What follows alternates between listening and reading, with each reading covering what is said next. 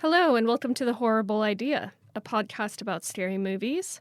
I'm Stephanie, here with the jackknife of nightmares, Jack. I'm your podcast now, Stephanie. Yikes. So, as you can tell by that, this week we're talking about A Nightmare on Elm Street. This movie was released November 9th, 1984, written and directed by Wes Craven. The budget was $1.8 million. The box office was $57 million. IMDb gave it a 7.5 out of 10. Rotten Tomatoes gave it a 94 with an audience rating of 83. A very highly reviewed horror movie. Yeah, and actually for that box office was really impressive. I know this was, if not the first, a very early New Line Cinema release, and it was later referred to as like the house that Freddy built. And then that's what gave him the clout to do Lord of the Rings. Nice. So what were your preconceptions about this one? What did you know about Freddy? Well, so I knew of Freddy. I knew that he was into killing kids in dreams or nightmares. Like, I knew that conceit. And I had kind of a preconception that, unlike Jason and Michael, that Freddy is very horny. And I was right. He is. What about you? One of the things I love about him. I watched, out of all the movies we've seen so far, a few of which I've seen before, I've watched this movie many, many times. Probably like maybe once a year, maybe once every 2 years. Oh, wow. It's a fun one, and as much as I like it, it's really A Nightmare on Elm Street 3, Dream Warriors, that is the prestige Freddy film. I mean, no spoilers. We may get to it at some point. Yeah, I did really like this. I'm not going to step on my final thoughts too much, but this was a lot of fun. Yeah. Freddy is fun. I mean, also out of all of them, this was not a comedy by any means, but it is funny. Like, Freddy is kind of cracking jokes the whole time. In fact, I think he got maybe a little too funny at some point, and I know they rebooted him and they wanted it to be like serious, but it's part of the charm of him. It's kind of like a MTV generation slasher. Yeah, very kind of like sardonic and edgelordy. Yeah, he's the Dream Master and the Edgelord. Who was he your favorite character? Well, he was not, actually. Nancy was my favorite. I think she's the best final girl so far. Like, she was smart. She was, like, daring and brave. Like, she did some of the screaming and running around, but she was also, like, taunting Freddy and was, like, came up with a plan to defeat him and, like, set up traps and was, like, I don't know, I thought she was very resourceful, probably the most resourceful final girl we've seen yet. She was also kind of real in a way that some of the other ones weren't. Like, she was kind of sassy and talk back to her mom, and there were a lot of little throwaway lines that just made me like her. Like, oh my god! Oh my god, I look like I'm 20. Yeah, I love when she's in the bath and her mom's like, "I made you some warm milk," and she's like, "Warm milk, gross." Which I feel that. That was exactly the one I was gonna bring up. All right, who else? So I did love Freddy, but then. My other favorite thing was Rod, the bad guy, the bad boy. And I love how you can tell he's a bad boy because he has a little earring and he wears a leather jacket. Though I will say, at the beginning of this movie, I definitely thought that he was like a bully / sexual predator because he's like, he teases Tina. It's Tina, right? Yeah. So he teases Tina when they're walking to school, and they're all basically like, ugh, go away. And he does go away. And then he pops out when they're all hanging out and is like, blah, I'm going to go make out with Tina. And she doesn't seem that into it at first. And I was like, uh-oh. But then it turns out they're dating, I guess? I don't know. Their That was interaction strange. in bed is the weirdest thing in the movie. Yeah, their relationship is messed up. It's like she says something like, "You Tarzan, me Jane," and then he says something where he looks very sort of like serious for a second. He's like, "There, I've like given you sex. Will you stop being a bitch now?" And she's like, Oh "Yes." my god. Yeah, they were a toxic couple. What were some of your favorites? Well, I liked Nancy. Nancy was sassy, and I liked those specific things you brought up. Glenn in the crop top T-shirt is like a sexual icon. He's like a twink masterpiece. Yeah, although do we ever see him and Nancy like get it on or make out or anything? They make out a little bit, and then Nancy's like, "No, no, not right now." Like, Yeah. and then, but in the end, it's come on, it's Freddy is the star of this movie. He's a weird, homicidal dad joke of a murderer slash Dadaist. He's kind of like if Pee Wee Herman went bad. He's just like ridiculous Yeah. and amazing. So all right, let's go through this this plot, which in a lot of ways this one has a plot in a way that some of the way Halloween and Friday the 13th don't. Like, Yeah. No, for sure. There's an arc to this. Yeah. In March of 1981, Tina Gray has a nightmare about a burned man making a glove with blades on the fingers. She wakes up with slashes in her nightgown. She and her friend Nancy have more nightmares about the man, revealing himself as Freddy. Tina and her boyfriend Rod hang out with Nancy and her boyfriend Glenn. After Tina and Rod have sex, Tina falls asleep and is killed by Freddy. Rod is arrested for the murder. the group of teens are stalked in their dreams by Freddy, and Nancy desperately tries to stay awake to figure out a way to fight him. She finds out that he's Fred Kruger.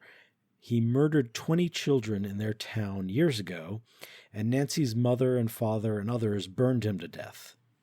Freddy goes on to kill Tina and Rod and finally Glenn before Nancy pulls him into reality and tries to fight him in various Home Alone combat strategies that she read in a book from the library. In the end, she takes back the psychic energy that she has given him, and that destroys him. Or does it? Yeah, the little dream sequence at the end. So to start, I'll say the opening, I was like really into the opening when they showed Freddy like making his glove. I was like, ooh, this is kind of cool. But overall, this movie was very gross, but also funny and also great. Yeah, I liked it. Like there were a lot of gross moments. It wasn't really scary per se, but there's a lot of grossness. Yeah, I think this is also one that if you're 13, this is a scary movie.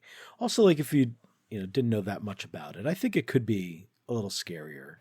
Well, yeah, and that's kind of a thing that I'm realizing as we go through this is that some of these older 70s or early 80s horror movies, I can tell would have been scary if I'd seen them when I was like 10 to 14 or whatever. But now I'm seeing them as a 35-year-old and the effects are dated at this point. So, they're not quite as scary. Meanwhile, like some of the newer ones, like The Babadook or The Conjuring, are terrifying. So what were some of your favorite scenes and lines? Well, so I did laugh a lot in this movie. Like when you first see Freddy with the long arms, I like laughed. And then he starts running after Tina and he does it in this little, I don't know, he looks like a little like troll or something. It was really funny. I also loved Hall Monitor Freddy. I loved Hall Monitor Freddy. When he's like, "Do you have a hall pass?" That cracked me up. And I really loved the score, like the kind of 80s synth pop. Like there were moments where Nancy was kind of like hiding out they're always in a boiler room, but she was hiding out in like the boiler room, and it's supposed to be a tense scene, and it's kind of like a knockoff Prince synth pop song playing. And I was like, all right, I like this. But yeah, some of Freddy's like one-liners, like, and just his overall attitude was pretty funny. What were some of your favorites? Yeah, I like Freddy's humor, and sometimes it was visual too. Like the part that I totally forgot about is, well, one, like my quote in the beginning when Nancy's answering the phone and it keeps ringing and she pulls it out of the wall socket and then it keeps ringing. Oh my God. Imagine a phone without a wire. And then Freddy, when she picks it up, says, "I'm your boyfriend now, Nancy." And then like a tongue comes out of the phone and licks her. It was so funny, but also so gross. And like fake looking, but it didn't matter. It was just like that. Yeah. That's a lot of things. Like, I think this movie puts you in a place where you can forgive so much because it's like taking on a fun ride.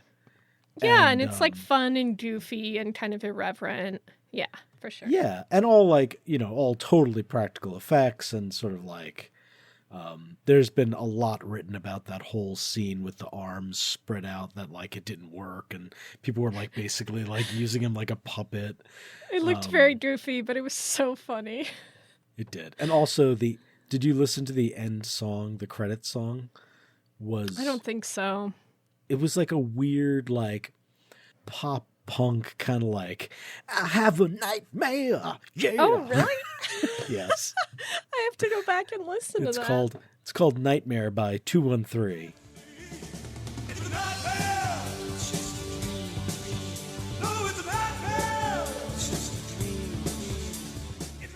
That's amazing.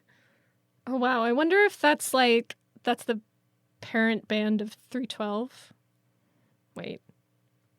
Or that's 311. Amber is the color of your energy. Amber is the color of my energy. Did you... So it wasn't that scary. Were there any jump scares? So there was one. I would say mostly there were like gross out moments, like when he... whenever his face would like slip off and he'd just be all bloody and like a bloody skull face, or like when he cuts his chest and there's like maggots in there, like that stuff was really weird, gross. Like neon green blood. It was very strange. Yeah, he has like alien acid blood or something. And then there was one jump, which was when Nancy has gone into her dream and she's got the plan to like grab him right before she wakes up. And she wakes up in bed, and she has, like, the trellis with the roses on top of her, and she's like, "Oh, man, Freddy's not here." And then he jumps out from behind the bed. I did jump at that. And I'm guessing there were none for you. Not really. Also, like, I've seen it so many times. Right. I do like that most of her plans were all hinged on just Glenn not fucking falling asleep, but he always did. Yes, I'll get into that later, but yeah. All right, so maybe in the "Why'd you do that" section? Yeah, let's get into our weekly segment. Why'd you do that? Anybody home? Why did you do that? I'll be right back. My main one, and this really bothered me, and I don't remember this. I don't remember thinking this before, but so all right. So Nancy's mother said that they killed her. She said all of us parents got together and killed him, which means when she killed Freddy, she already had a child. So that means it can't be more than like 17 years ago. Wait, she did already have a child? Well, she said all of us parents. Well, I think that... Whatever. Yeah. I think she meant now they're parents. But because then she said a couple of other things saying like, because I don't know, whatever. Anyway, no matter when it was, also like, it couldn't have been that long ago. Like her mother's probably 40. So it was like a few years before Nancy was born. It seems like. Right. So if you live in a small town and someone killed 20 children Don't you think everyone would know about that forever? Oh, yeah. Yeah. But like when she mentioned that, Nancy was just like, huh? What? Like, Yeah. Well, also it seemed like those like school children were way more plugged in. Like those little girls were way more plugged into the town's going on because they're like singing the little nursery rhyme about him. right. But the teens don't have any idea. Yeah. Teens these days. So my first question for this movie is, where does Freddy get his body work done? That custom convertible at the end of the movie was so amazing. He had the like striped soft top for the convertible and It like was. custom paint job. I thought that was really slick. Well, when you're in the dream world, you can have anything you want, you know? Yeah, fair point. My other question is, so once Nancy's mother hears the description and then sees the hat that was like pulled from the dream world, the hat that literally has Fred Krueger's name inside of it, like, still no one believes her. And at this point, like, people have died, like multiple people have died, but everyone's like, listen, I know you're saying Freddy comes to you in your dreams, but you just need to go to sleep. Go to sleep and everything will be fine. Like, why didn't they do something else? Why didn't they call Ed and Lorraine Warren? Why didn't they call Tangina? You know? I think this is like Oh man, this would have been a couple case years for before the Tangina. Ghostbusters. Tangina would have Sorry. cleaned their house. Well, except she, you know, as we mentioned in the Poltergeist episode, she said this house is clean and it wasn't, so. She can't close the deal. But, yeah, I feel this. I think the whole thing with Nancy's mom was like, oh, she's a drunk. And, like, and maybe they just really didn't want to believe it. But it seemed like the first few murders, they, like, annoyingly had other excuses that the cops and the parents could kind of point to. And I think in a way that I was like, yeah, this is kind of speaks to how it is to be a teenager, where your parents kind of just are like, well, teens, you know, they make up crazy stories and like just kind of don't take you seriously. Because like, it didn't make sense that Tina was killed by anyone but Rod. You know, he was in the room, he ran away, and then Freddy, like, very ingeniously made it look like he, like, hung himself in the jail cell. Like, Freddy is he's pretty devious. Like, He is. He's capable. Yeah, he's a crafty killer. The other interesting thing, like what you were just saying, is I think more than the other movies that even, you know, Friday the 13th and everything that has teenagers, like this is more from the teenager point of view, and you're sort of like you're sort of identifying with the teenagers more, how no one listens to them. Yeah, and it also, like, these were more realistic teenagers, I think, than like Jamie Lee Curtis's character, who's like a mom at the age of 17. So my number 2 is, why does Nancy rely on men so much? Like, we all know that's a bad idea. Like, she's like, Glenn has to stay awake, he'll help me. Meanwhile, he falls asleep with his TV on his bed and his records playing. I thought that was kind of a funny little exchange with his mom, where she was like, how do you listen to your records and watch TV? Oh, and I meant to mention this earlier. He's about to watch Miss Nude America, which, was that a real thing? I don't think so, but I love all of that. I love his room. I loved his stupid little outfit and his headphones and his hair. Yeah. Like, Glenn was dreamy, man. I mean, you can see why Johnny Depp went on to the career that he had, like, because this was his first role. But, Yeah. so she relies on him, and then she relies on her dad, and her dad is just like, no, hey, subordinate, go just, like, watch the window. And in general, just sort of, like, relying on all these male characters that don't end up doing anything for her. Like, she has to do everything herself. I like the dad a lot. He was one of those like 80s actors that was in like every movie. Oh yeah, he was in Enter the Dragon, right? John Saxon is his name. He's great in this. Like, he's kind of a badass cop. Yeah, and this was the first of the slashers where there was actually like the process of trying to solve the crimes. Like, Right. in Friday the 13th, like, there's that cop that shows up, but he just like is like, yeah, California gold, like talking to them about weed. And then in Halloween, the cop is just sort of like hanging out with Dr. Loomis and being like, huh, isn't that interesting? But in While this the one, car they seem drives to actually, behind him. Oh, God, so inept. But in this one, they seem, even though they're not solving anything, they seem like they're actually, sent forth to try. Yeah, unlike I some of mean, the they other have like a ones. CSI setup. They're like checking out the room.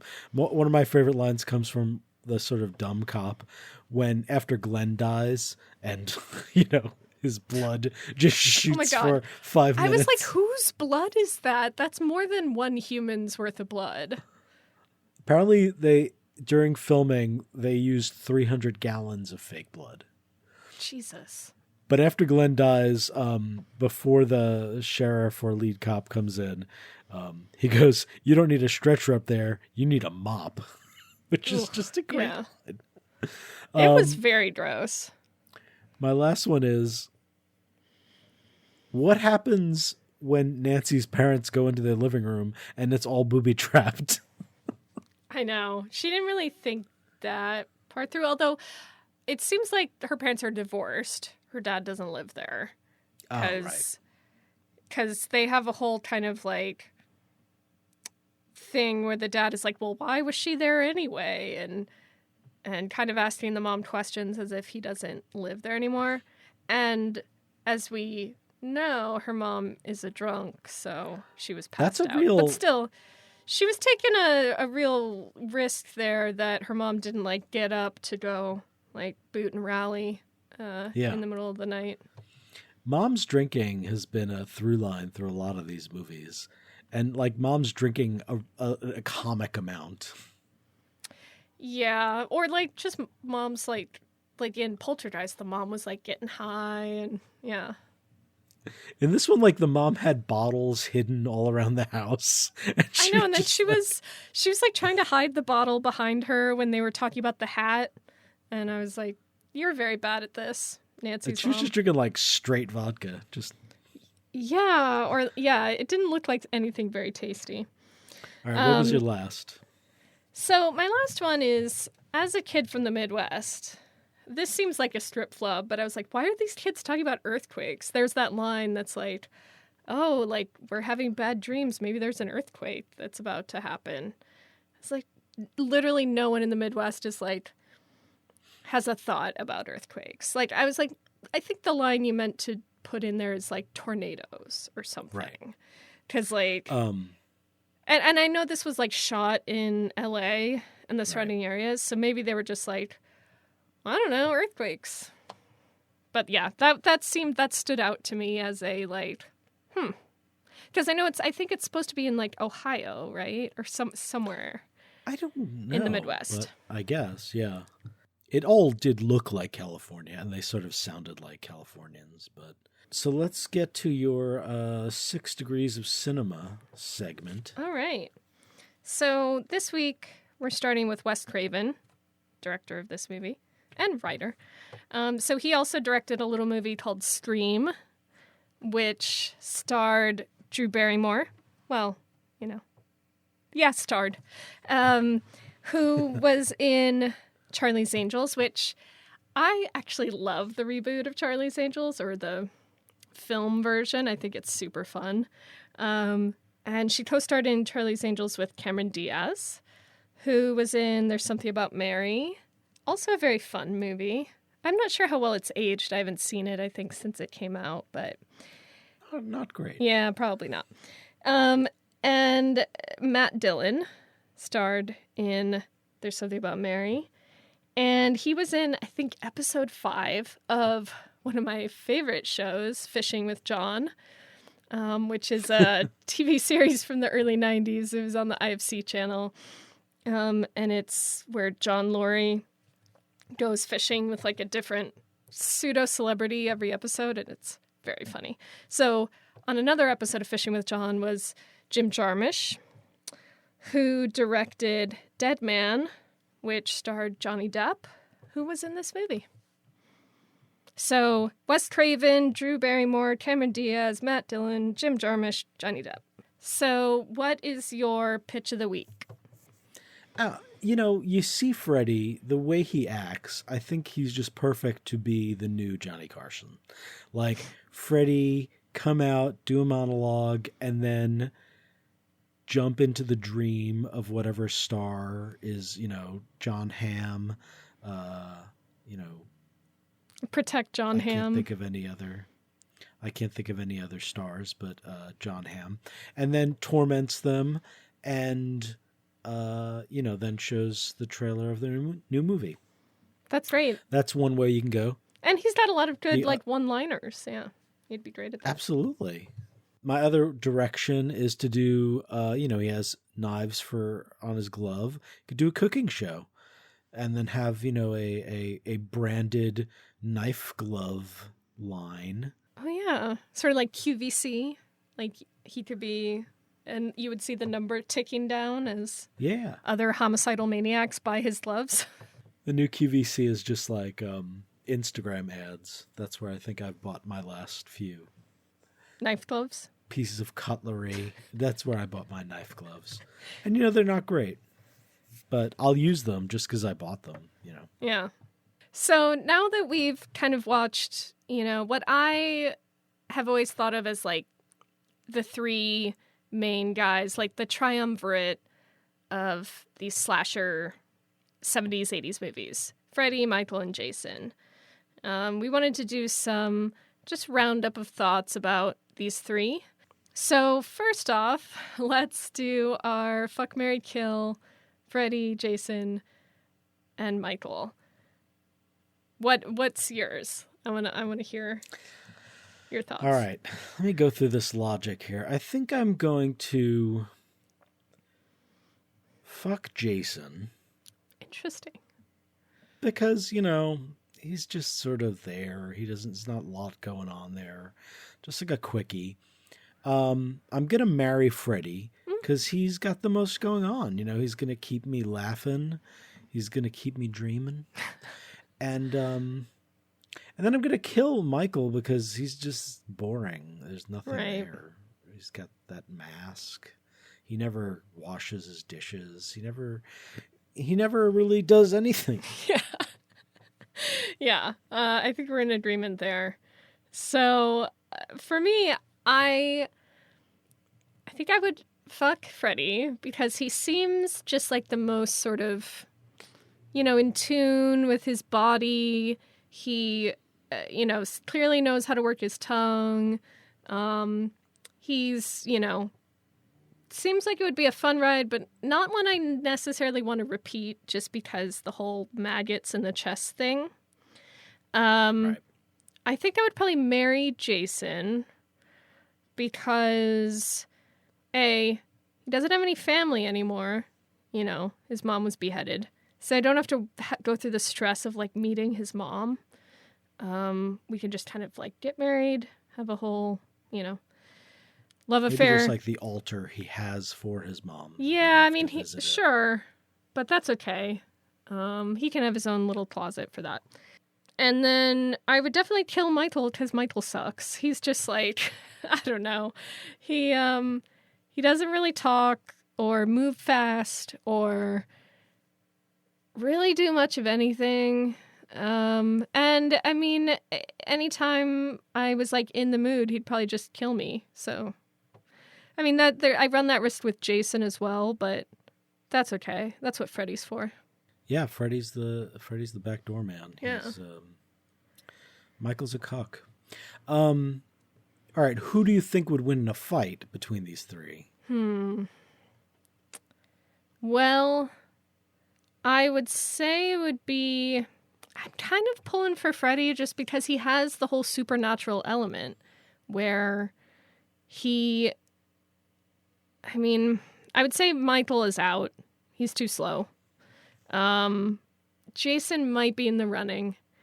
And I haven't seen Freddy versus Jason, so no spoilers on how that turns out. I haven't seen it either. We'll have to do that on the pod sometime. So I actually think I'm pulling for Jason. The machete, so I know we only did the first Friday the 13th where he's not in there, but I have seen Jason X. So, Sure. Well, for one, he's got the machete, and two, apparently he can regenerate tissue and like is kind of immortal. So I'm pulling for Jason. Yeah. I think Michael does that at some point. Oh, really? He gets very regenerating or something. Well, they got to have, I'm protect the IP with some sort of Deus Ex Machina. or else by H2O, he's going to be in rough shape. All right. Who would you rather get a beer with? I think Freddy's going to win all of these for me. Yeah, just because he actually talks. Like, the other two don't seem to talk. Like, Jason didn't talk in Jason X. Does he talk in any of the other ones?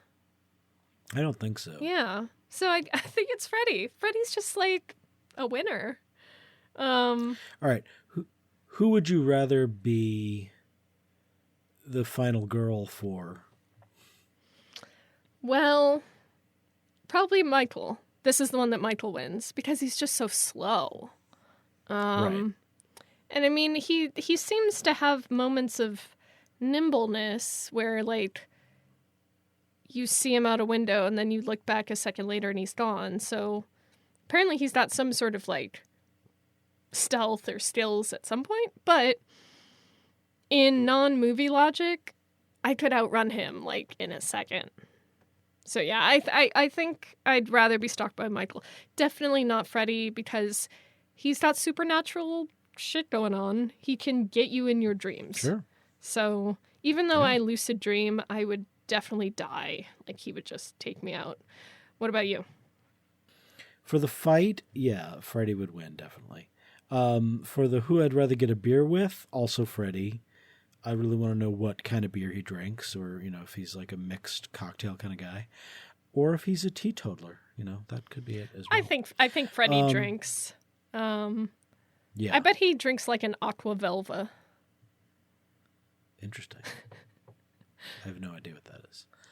Who would I rather be stalked by? Yeah, Michael, because, well, you know me. I think I could take on any supernatural being. That's You think sort of you could my take on default. Freddy?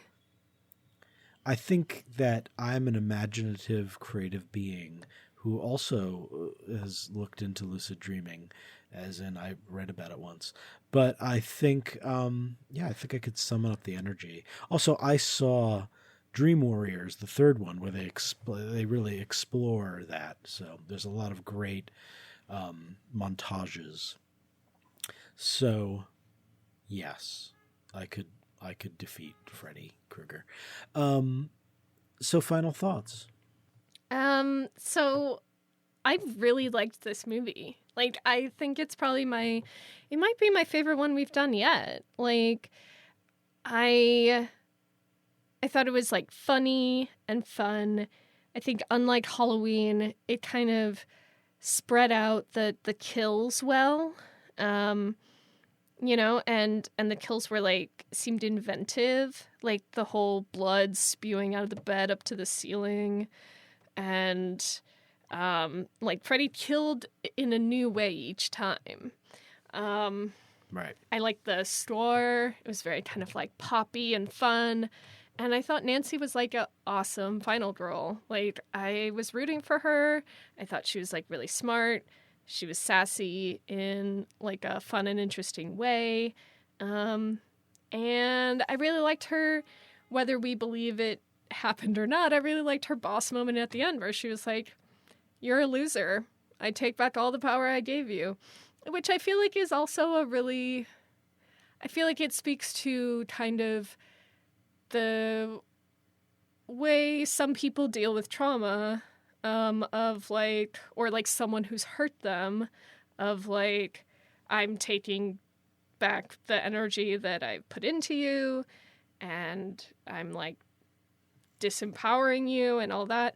And yeah, I just really liked her. And she was cute. She was kind of like slasher movie Brooke Shields. She had great eyebrows. So Yeah, she did. But not scary. For a scare factor, I give it a 2 out of 10, just because there were a couple gross out and like one big jump. But entertainment factor, 9 out of 10. I loved this. Wow, 9. Yeah. Very nice. What about you?